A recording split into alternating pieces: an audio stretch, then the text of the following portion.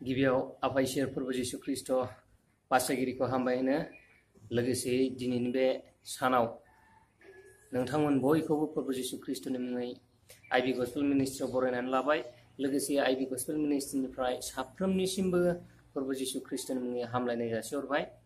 जोंहा मैया 15 तारिखमोन एप्रिलनि गुड फ्राइडेमोन, मैया फ्राइडे, नाथाय दिनै सानसे उनाव सेटारडे जाबाय। दिनैहाय 16 जिसु ख्रिस्टआ मैयानि दिनाव कालभारि क्रुसाव गावनि जिउखौ होदोंमोन।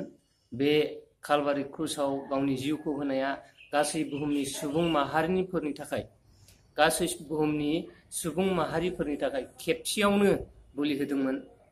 गोदोनि दिनाव मानसिया पाप मावोब्ला बेबायदिनो बोरमा, बेबायदिनो जिब जुनार, जेखि जाया जिब जुनार बोलि होनानै पापखौ उद्धार थांनो थाखाय बेबायदि मावोमोन।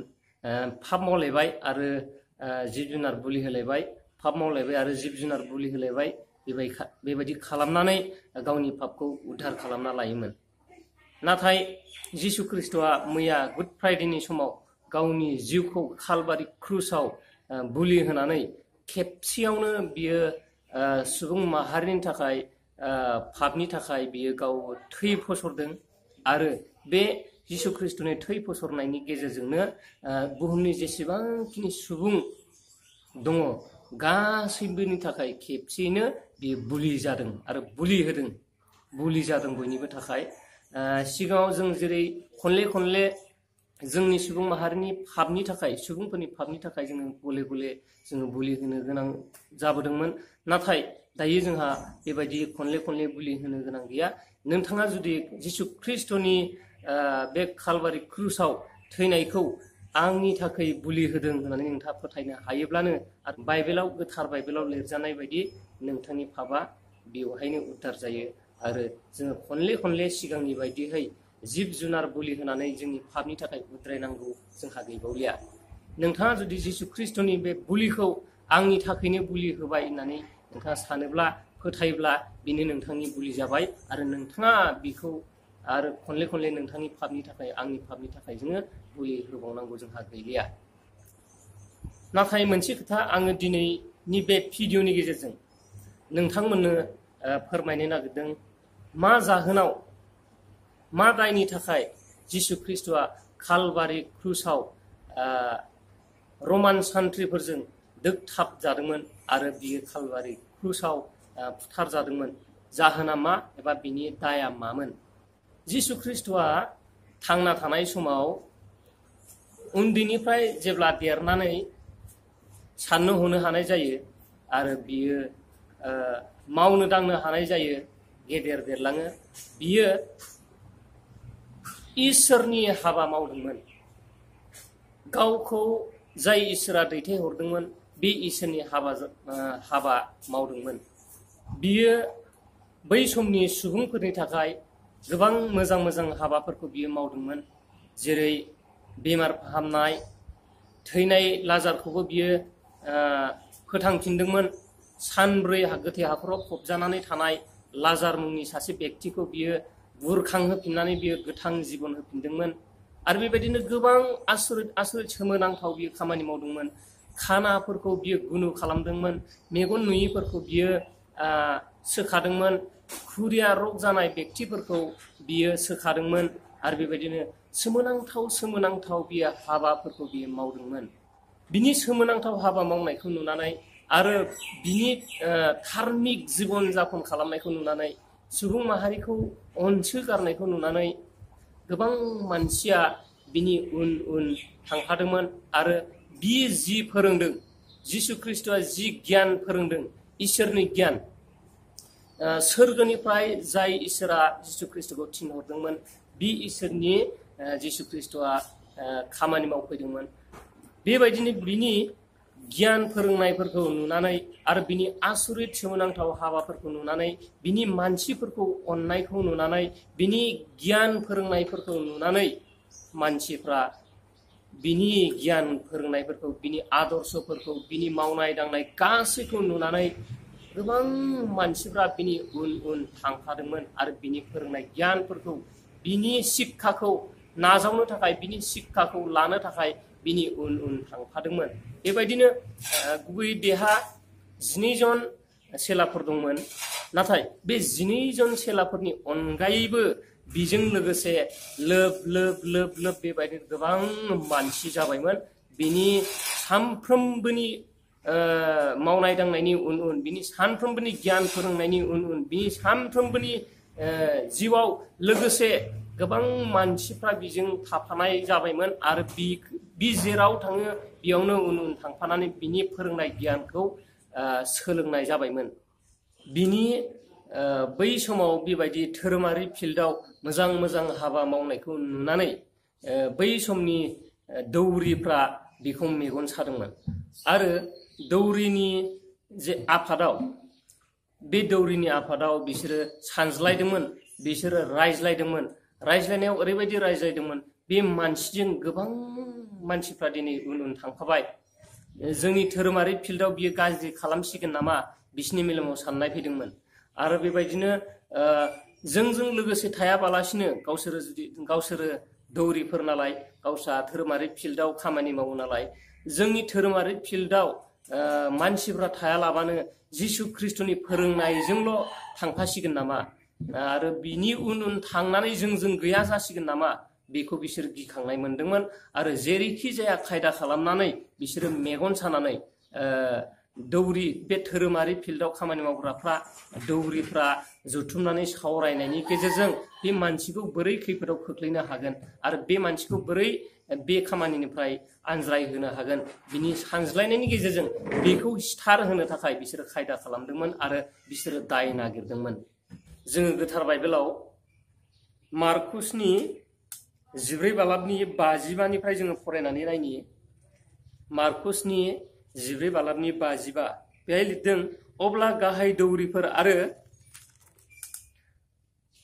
दरबारनि बयबो फारिया लरियाफ्रा जिसुखौ सिथारनो थाखाय बिनि जेङा फोरमान नागिरदों, नाथाय बिसोरो मोननो हायाखै। मानोना गोबां मानसिफ्रा बिनि जेङा नंखाय साखि होदों, नाथाय बिसोरनि साखि होनाया गोरोबनो हायाखै। आरो खायसे बिनि जेङा नंखाय साखि होनो गसंनानै होनदों, जोङो बिनि बे बादि बुंनायखौ खोनादों, बे आखाइफोरजों लुजानाय मन्दिरखौ आङो नारख्लायगोन आरो आङो सानथामनि दिनाव गुबुन लुफिनगोन, बे न'आ आखाइजों लुजानाय नङा। बेबायदि माने धोरोमारि फिल्डनि दौरिफ्रा बिसोरो जिसु ख्रिस्ट'खौ सिथार होनो थाखाय गोबां दायफोर नागिरदोंमोन। जिसु ख्रिस्ट'आ मोनसे बाथ्रा बुंदोंमोन, आङो आखाइजों लुजानाय मन्दिरफोरखौ आङो सानथामजोंनो सिफायगोन आरो सानथामनि गेजेरावनो आङो लुखांफिनगोन होननानै बुंदोंमोन। बेबायदि बाथ्रा बुंदोंमोन। बेबायदि बाथ्राखौ लानानै, बे बाथ्रा बुंनायनि थाखायनो बिसोरो दायाव खोख्लैनानै सिथार होनो नागिरदोंमोन। नाथाय बे बाथ्रा बुंनाया जेबो दाय नङा। बे दायजों, बे बाथ्रा बुंनायजों दाय खालामनानै बे जिसु ख्रिस्ट'खौ सिथार होनो हाया, मानोना बियो दाय नङा। गोबां दौरिफोरनि माखासेया सानज्लायनायनि गेजेरजों दायफोर नागिरदोंमोन, नाथाय बिखौ सिथारनो थाखाय बिसोरो दायखौनो नागिरनानै मोननो हायाखैमोन। आरो बेबायदिनो बिसोरो गोबां दाय नागिरै बबे दायजों बिखौ सिथारनो हागोन बिनि खायदा खालामै बिसोरो जोबथारनायाव नैखौ बहनदों। जोबथारनायाव नैबे दायखौ बिसोरो बहनदों। बिसोरो सोंदों जिसुनियाव, अब्ला गाहायसिन दौरिया बिनियाव सोंदों, नोङो ख्रिस्ट' बे बाख्नाय जाग्रानि बिसा हौवायानो ने होननानै सोंदों। माने जिसुखौ सोंदों जाहैबाय, नोङो ख्रिस्ट'ना होननानै सोंदों गाहाय दौरिया। नोङो ख्रिस्ट'ना आरो नोङो इसोरनि बिसा हौवा मारना होननानै सोंदों। अब्ला जिसु ख्रिस्ट'आ होनदों, औ आङो बिनो, औ नंगौ, आङो नों होननायानो, आङो बिनो, आङो ख्रिस्ट'आनो आरो आङो इसोरनि बिसा हौवा होननाया आंनो होननानै जिसु ख्रिस्ट'आ गावनि खुगाजोंनो बुंना लादों। दानिया बिसोरो सानबाय बिखौनो दाय खालामनांसिगोन होननानै। जे बियो इसोरनि बिसा हौवा होननानै गावखौ बुंनानै लादों आरो लोगोसे आङो जुदायारिनि राजा होननानै बियो बुंनानै लादों। दा बिनि थाखायनो बिसोरो बिखौ बे दायनि थाखाय मा खालामदों, दाय फोनांनो बेजोंनो सिथारनो खायदा खालामबाय। दानिया आङो दायखौ आङो थोंजोङै बुंलांसै। नाम्बार 1आव जिसु ख्रिस्ट'आ आङो जुदायारिनि राजा होननानै लादों। नाम्बार 2आव आङो ख्रिस्ट' होननानै लादों। नाम्बार 3आव बियो मा होननानै लादों, आङो इसोरनि बिसा हौवा होननानै बुंनानै लादों। दा बे मोनथामनि थाखाय जिसु ख्रिस्ट'खौ बिसोरो क्रुसाव दोगथाबनो थाखाय बे पिलाटनाव दाबि दैखांदों। पिलाटनाव दाबि दैखांदों। बै समाव बे जायगानि गभर्नर, बे जायगानि बे हादरनि गभर्नर पिलाट, बे पिलाटनियाव बिसोरो दोगथाबनो थाखाय दाबि दैखांदों। दानिया जोङो मोनसे गुबुन बाइबेल सिरि फरायनानै नायबावनि। बेयो जाहैबाय जहननि 19 बालाबनि 4 सिरिनिफ्राय 7 सिरिसिम जोङो फरायगोन। बेवहाय लिरदों जाहैबाय, पिलाटआ ओंखारन लांबावनानै बिसोरखौ होनबाय, नाय आङो बिसोरनो बिखौ लाबोनोसै। नोंसोरो मिथिनाय बादि आं बिनियाव मुंबो दाय मोनाखै होननानै। नैहाय जों रोखायै खोनानो मोनबाय, माने पिलाटनाव बिसोरो दाबि दैखांहैदों आरो दाय फोनांनो नाजादों बे मोनथाम बुंनाय बाथ्राखौ लानानैनो। नाथाय बे मोनथाम बुंनाय बाथ्रानि सायाव पिलाटआ बिजिरनानै नायदों आरो बिनियाव जेबो क्रुसाव दोगथाब जाथावथाव आरो सिथार जाथावथाव बियो दाय मोनाखै, जेबो दाय मोनाखै। बेखिनिया क्रुसाव दोगथाब जानायनि थाखाय बे बाथ्रा बुंनाया, फंथाम बाथ्रा बुंनाया क्रुसाव दोगथाब जानायनि थाखाय जेबो दाय नङा। बिनिखायनो पिलाट, गभर्नर पिलाटआ बियो आं दाय मोनाखै होननानै बुंदों। आं दाय मोनाखै होननानै बुंदों। अब्ला जिसुआ सुनि माला आरो गोजास्रोम हिखौ गाननानै ओंखारबोबाय आरो पिलाटआ होनबाय, नै मानसिया। दौरि गेदेरफोर आरो थान्दैफ्रा बिखौ नुनानै गाबज्रिख्रावनानै होनदों, क्रुसाव दोगथाब, क्रुसाव दोगथाब। पिलाटआ बिसोरखौ होनबाय, नोंसोरो बिखौ लांनानै क्रुसाव दोगथाब, मानोना आं बिनियाव मुंबो दाय मोनाखै। आरो जोबथारनाय बुंबावदों, नोंसोरो बिखौ लांनानै क्रुसाव दोगथाब, आं नाथाय बिखौ दोगथाब होनो हाया, मानोना बिनियाव आं जेबो दाय मोनाखै होननानै बुंदों।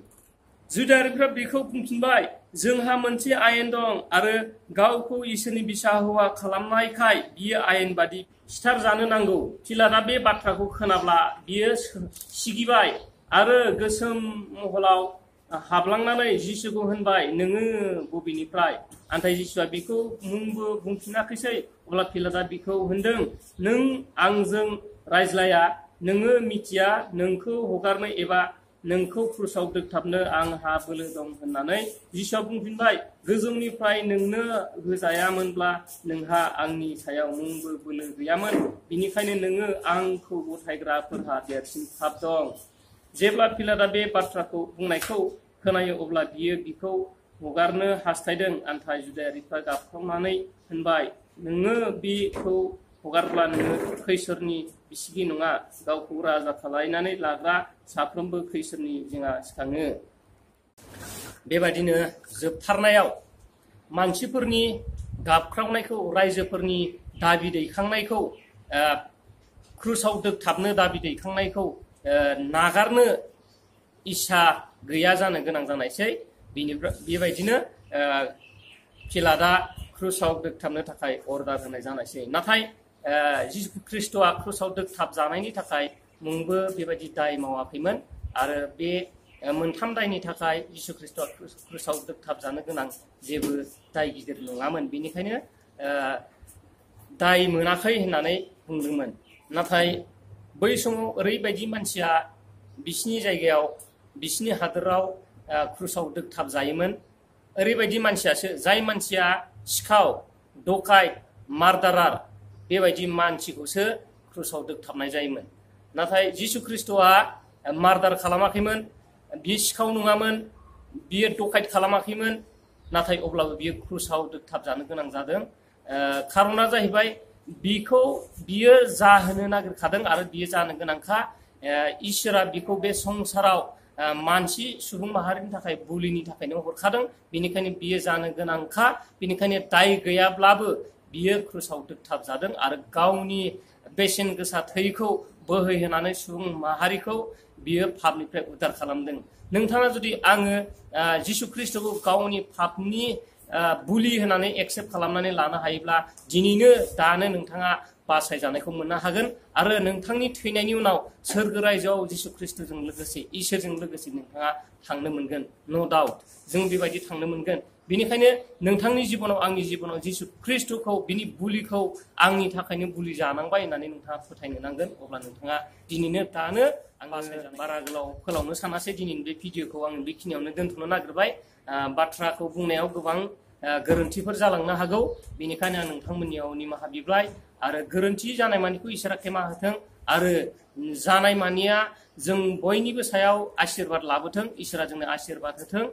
खोनासंग्रा नायग्रा आं बुंग्रा बयनोबो इसोरा आशीर्बाद होफायथों आरो इसोरनि आशीर्बादजों जोङो बे संसाराव थांनानै थाबाय थानो हाथों आरो जों इसोरखौ बाख्नायबाय थानो हाथों आरो जिसु ख्रिस्टआ जेब्ला फैयो जोङो बे समाव इसोरजों लोगोसे थांफानो हाथों। बेखिनियावनो दोनथ'नाय जाबाय। आङो लोगोसे नोंथांमोननियाव खावलायो जायफोरा आंनि चेनेलखौ नायो आरो नोंथांमोना साबस्क्राइब खालामाखै नोंथांमोना साबस्क्राइब खालामनानै ला आरो शेयार खालामना हो जेसेबां हायो जाहाथे खना खनला गासै बासायजानायनि बाथ्राया सौहैयो। बेखिनिखौनो बुंनानै आं दोनथ'नाय जाबाय। आमेन। खुलुमबाय।